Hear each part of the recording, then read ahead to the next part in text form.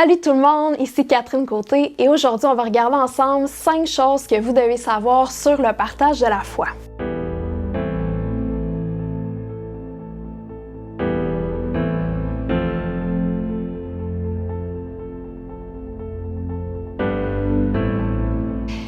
Donc, quand on a un coup de cœur pour un produit ou qu'on va voir un super bon film au cinéma, c'est comme si naturellement on veut en parler aux autres. C'est un plaisir pour nous de partager nos découvertes.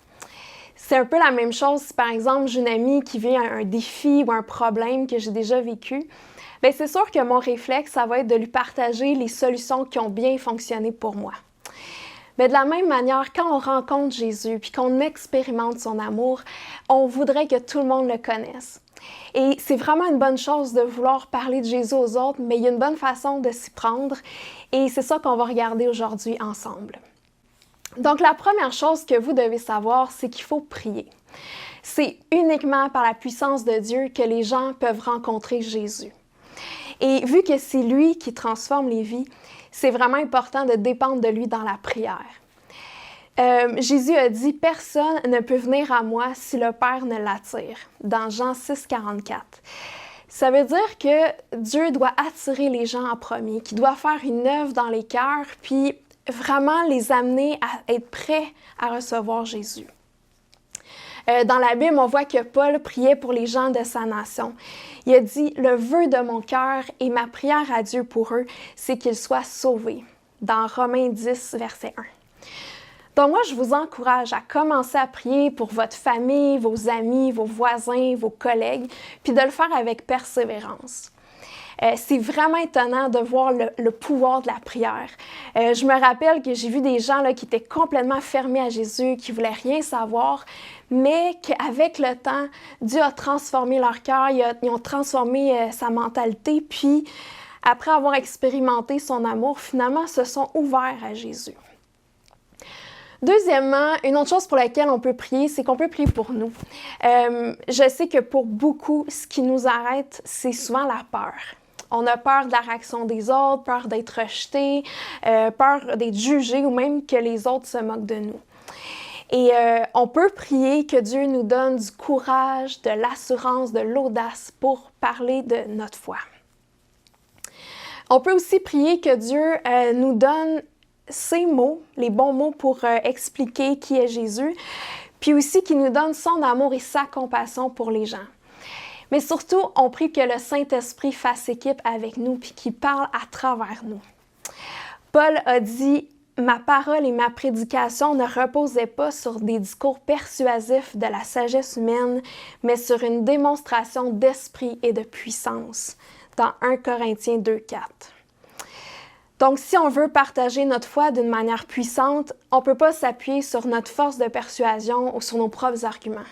Il faut vraiment s'appuyer sur le Saint-Esprit. La deuxième chose que vous devez savoir, c'est qu'on est des représentants de Jésus. Le messager est aussi important que le message. On a beau avoir le meilleur message du monde, mais s'il n'y a personne pour l'annoncer, il ne se rendra pas bien loin. Quand on partage notre foi, on ne fait pas seulement parler de Jésus. On démontre qui il est par notre attitude, notre cœur et nos actions. Paul a dit « Nous sommes donc des ambassadeurs pour Christ, comme si Dieu adressait son appel par nous » dans 2 Corinthiens 5, 20. Donc, comme des ambassadeurs d'un pays ou d'une compagnie, notre façon d'être et d'agir va influencer la perception que les gens ont de Jésus. Donc, c'est bon quand on veut parler de Jésus de le laisser lui-même démontrer son amour et sa puissance à travers nous.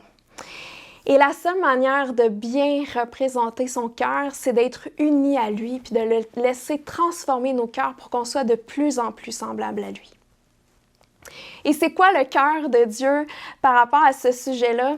Bien, Dieu le Père voudrait adopter tout le monde dans sa famille. Il y a un verset qui dit « Il fait preuve de patience envers vous, car il refuse que même un seul court à sa perte. Au contraire, il veut que tous aient l'occasion de changer de vie. » Dans 2 Pierre 3, 9. Donc, comme lui, qu'on puisse faire preuve d'empathie, de bonté envers les autres et que ça puisse se voir dans notre attitude et dans nos actions. La troisième chose que vous devez savoir, c'est qu'on doit le faire avec amour. Quand on expérimente l'amour, la joie, la paix, la liberté, le pardon de Jésus, puis qu'on le partage aux autres, des fois on peut trouver ça surprenant que les gens rejettent Jésus. Mais une chose qui est certaine, c'est qu'on ne peut pas forcer quelqu'un à recevoir Jésus. C'est vraiment une décision personnelle que chacun doit prendre pour lui-même. Une chose que j'ai appris avec le temps, c'est que chaque cheminement spirituel est unique. On ne peut pas accélérer le processus en mettant de la pression sur la personne ou en la harcelant avec Jésus. En fait, probablement que ça ferait plus empirer les choses. On doit respecter son rythme, même si des fois le processus peut prendre des années. Notre rôle, c'est vraiment de l'accompagner dans son cheminement, avec patience, sans la juger ni la condamner. Mais dans tout ça, on continue de l'aimer avec la confiance que Dieu agit dans son cœur, puis que l'amour fait tomber un à un les blocages qu'il pourrait avoir. Ensuite, quand les gens nous posent des questions sur notre foi, on peut répondre simplement avec amour sans rentrer dans des débats ou des argumentations. Dans la Bible, Pierre donne un bon conseil à ce sujet-là. Il dit « Quand on vous demande pourquoi vous espérez ou pourquoi vous croyez, soyez toujours prêts à donner des explications. » Donc, premièrement, c'est important d'être prêt à répondre aux gens quand ils nous posent des questions. Mais ensuite, il continue en disant « Mais faites-le avec douceur et respect. » avec une conscience pure, dans 1 Pierre 3, 15, 16. Donc, même si les gens ne sont pas d'accord avec nous, c'est pas à nous de les convaincre. Ça, c'est le Saint-Esprit qui fait ça. Nous, notre rôle, c'est de les aimer puis de transmettre le message. Puis ensuite, on laisse les résultats à Dieu. La quatrième chose que vous devez savoir, c'est qu'on doit communiquer le bon message. Quand on partage notre foi, on présente avant tout une personne qui est Jésus. On ne présente pas une philosophie, une religion ou un système de croyance. Dans la Bible, Paul a dit « Car je n'ai pas estimé devoir vous apporter autre chose que Jésus-Christ et Jésus-Christ crucifié. » Dans 1 Corinthiens 2, 2. Donc, Paul se concentrait sur deux choses. Il présentait Jésus et son œuvre à la croix. Donc, vu que c'est par sa mort et sa résurrection qu'on obtient le pardon de nos fautes et qu'on peut reconnecter avec Dieu, c'est vraiment sur ça que nous aussi, on se concentre. Notre message, ce n'est pas un ensemble d'enseignements, de valeurs ou de principes de vie. C'est la bonne nouvelle qui a la puissance de donner une nouvelle vie. Paul a aussi dit « Je n'ai pas honte d'annoncer la bonne nouvelle. Elle est la puissance de Dieu pour sauver tous ceux qui croient. » Dans Romains 1, 16. Il faut le voir comme ça. Il y a tellement de gens qui n'ont jamais entendu la bonne nouvelle, puis qui sont pris dans la honte ou la confusion, le désespoir. Et c'est à nous que revient le privilège de leur annoncer ce message d'amour et d'espoir qui peut les transformer à jamais. Finalement, la cinquième chose que vous devez savoir, c'est qu'il n'y a rien comme raconter son histoire. Notre propre vécu, c'est vraiment un outil efficace pour présenter Jésus. Les gens aiment ça, connaître notre expérience, puis aussi ils peuvent s'identifier à ce qu'on a vécu. Surtout notre génération, on est particulièrement influencé par les histoires, on accorde beaucoup d'importance à l'authenticité. Donc, un témoignage sincère, ça peut vraiment avoir un impact.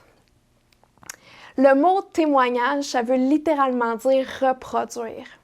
Donc, quand on témoigne, il y a une puissance qui est relâchée pour reproduire la même chose dans la vie de ceux qui nous écoutent. Maintenant, quand on raconte notre histoire, ça n'a pas besoin d'être long et détaillé. On n'a pas besoin de raconter toute notre biographie du jour de notre naissance jusqu'à aujourd'hui. Il faut juste inclure 3 points essentiels. Le premier point, c'est de raconter c'était quoi notre vie avant de connaître Jésus. Donc, c'était quoi les questionnements, c'était quoi les souffrances qui nous ont poussés à chercher Dieu ou à nous ouvrir à lui. Le deuxième point, c'est évidemment de raconter notre rencontre avec Jésus, comment ça s'est passé, comment on l'a invité dans notre vie. Et le troisième point, c'est tout simplement d'expliquer comment est notre vie maintenant avec Jésus. Qu'est-ce qui a changé, comment Jésus a répondu à notre besoin, notre quête, notre soif ou nos interrogations. Moi, ce que je vous conseille, c'est de garder votre témoignage assez court, puis de laisser les gens vous poser des questions s'ils sont intéressés à en savoir plus. Donc, bref, c'est vraiment une joie de faire équipe avec Dieu pour présenter Jésus aux autres. C'est comme si on est aux premières loges pour voir l'œuvre que Dieu fait dans les cœurs, puis la transformation dans les vies. C'est vraiment excitant de voir ça. Avant de remonter au ciel après sa résurrection, Jésus il a confié une mission à ceux qui le suivaient. Il a dit « Allez donc auprès des gens de tous les peuples et faites d'eux mes disciples. Baptisez-les au nom du Père, du Fils et du Saint-Esprit et enseignez-leur à pratiquer tout ce que je vous ai commandé. Et sachez-le, je suis avec vous tous les jours jusqu'à la fin du monde. » Ça, c'est dans Matthieu 28, 19, 20. Donc, Jésus vous confie le même mandat aujourd'hui, c'est-à-dire d'accompagner d'autres personnes dans leur cheminement pour qu'elles aussi développent une relation personnelle avec Dieu. Fait qu'aujourd'hui, je vous lance un défi. Je vous lance au défi de demander au Saint-Esprit de vous monter 3 personnes pour qui vous allez commencer à prier, puis de lui demander de vous donner des occasions de parler de votre foi à ces gens-là. Bon, maintenant, j'ai une invitée spéciale avec moi aujourd'hui. Elle s'appelle Roxane, puis Roxane, c'est quelqu'un qui a vraiment un grand cœur, qui a beaucoup d'empathie et d'écoute dans sa façon de partager sa foi, mais qui a aussi beaucoup de courage et d'audace. Je la trouve bien fonceuse. Puis j'ai demandé de venir nous parler un petit peu de son expérience avec le partage de la foi. Donc, Roxane, bien, bonjour, bienvenue. Bonjour Catherine, merci de m'avoir invitée. Bonjour à tout le monde à la maison ou sur vos écrans. Ouais. Oui, ça fait vraiment plaisir que tu sois là. Tu me disais que pour toi, au début, c'était pas facile le partage de la foi. Peux-tu nous parler un peu de ça? Comment c'était pour toi au début? Moi, partager ma foi, c'était quelque chose de vraiment pas facile. C'était quelque chose de vraiment pas naturel. En fait, j'avais peur d'être rejetée, peur d'être jugée. Puis, mais moi, je m'étais dit que c'était pas pour moi, puis que moi, je ferais jamais ça. OK. Mais les choses ont beaucoup changé depuis ce temps-là. OK. Fait que, qu'est-ce qui a changé? Qu'est-ce qui a fait que tout d'un coup, tu t'es dit, bon, OK, je vais partager ma foi? Oui. Bien, en fait, Dieu, il nous demande de le faire. Puis, moi, je sais que Dieu, il m'aime. Puis, je me disais, s'il me demande de le faire, c'est peut-être parce que il y a du bon dans ça, que même moi, je vais avoir des bénéfices ou je vais avoir des bénédictions, tu sais. Puis, ça ne doit pas être si terrible s'il me demande de le faire parce qu'il veut mon bien.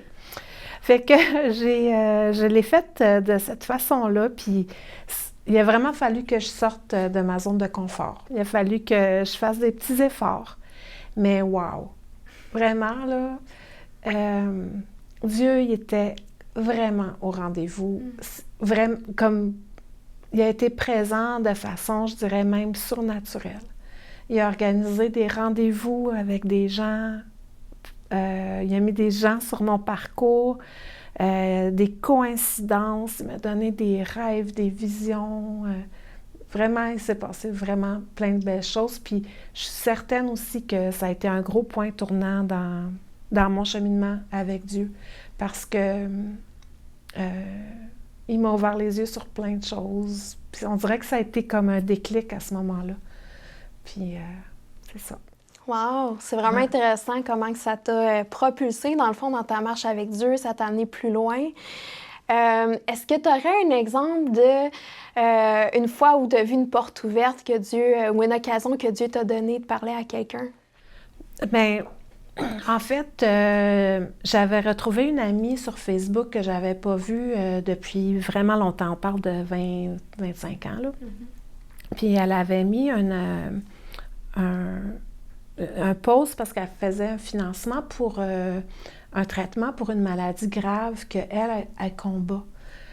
Puis, en fait, j'ai pris mon temps, j'ai prié pour elle, puis j'ai décidé de lui écrire. Puis j'ai partagé mon cheminement à moi parce que j'ai moi-même combattu une maladie grave. Puis je voulais lui partager ça, tu sais. Puis elle a été tellement touchée, vraiment. Elle a beaucoup apprécié que j'y partage ça. Puis on a reconnecté, on a beaucoup jasé. Puis c'est vraiment le fun. C'est quelqu'un que j'apprécie beaucoup. Puis là, on a reconnecté comme ça. Ouais. Wow, non, c'est vraiment encourageant. Puis c'est bon ton histoire parce que ça montre justement comment c'est bon de raconter notre expérience, notre histoire, puis comment ton ami s'est identifié à ce que tu avais vécu aussi, j'imagine. Oui, elle a comme... Ce qu'elle me disait, tu sais, c'est que ça l'a comme ranimé son espoir, ça l'a ranimé sa foi. Je pense aussi de parler des vraies affaires, de parler, tu sais, de choses essentielles. Puis d'avoir quelqu'un qui la comprend peut-être aussi. Oui. Non, c'est vrai. C'est vraiment un bon exemple. Donc, Roxane, en terminant, est-ce que tu aurais un conseil à donner aux gens qui nous regardent? Bien, en fait, oui. Dans le fond, c'est d'être soi-même.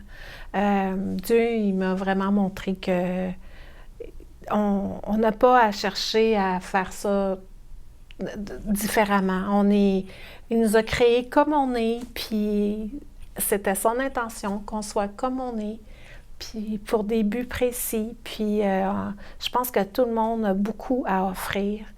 Et il y en a pour tous les goûts.